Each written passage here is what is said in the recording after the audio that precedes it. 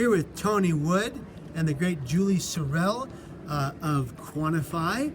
Tony, if you could tell us a little bit about QNTFY. QNTFY is a software company that's focused on the intersection of behavioral health and computer science. We're interested specifically in social media as a signal and how you could use it to detect and prevent various struggles with empowering patients who struggle with mental illness. So giving them their data back and allowing them to see with their providers and with the systems that they work in and their families and communities how their treatment is going over time and how they can more accurately measure their progress. Amazing. And Julie, tell us what your role at QNTFY is. I am a board member of Our Data Helps, and you can go to Our Data Helps. Anyone can. I have. Tony has.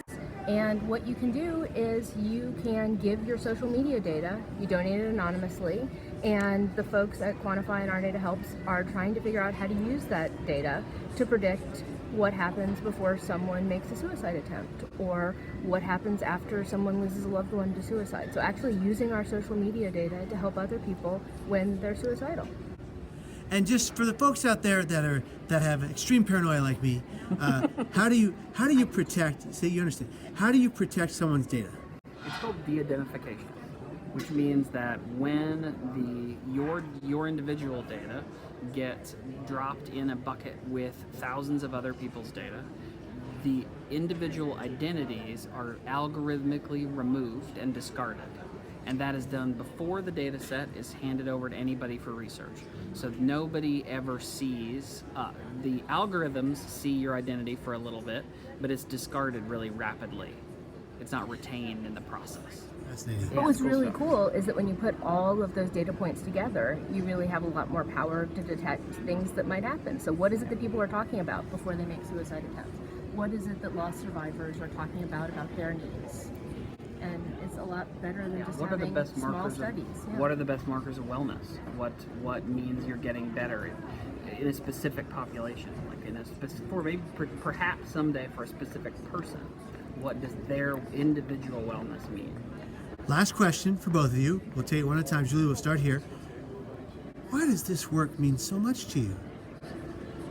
I think it's so important for us to realize that there are so many people who are impacted by suicide, that for the longest time we've said it's only a handful, and we know that almost half of us know someone that has died by suicide. 3/4 of us know someone that has attempted suicide, and so we need to be able to take care of each other. Julie, I'm going to add one question to that, because I always think about this when I talk about it with people, and I want to make sure I get it right. When one person passes away from suicide, how many people are affected?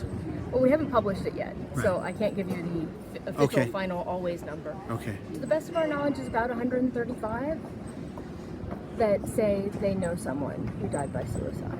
We'll hear from national in-person data that's been collected recently from my colleague Bill Fiegelman that tells us that half of us know someone who has died by suicide. Half of us.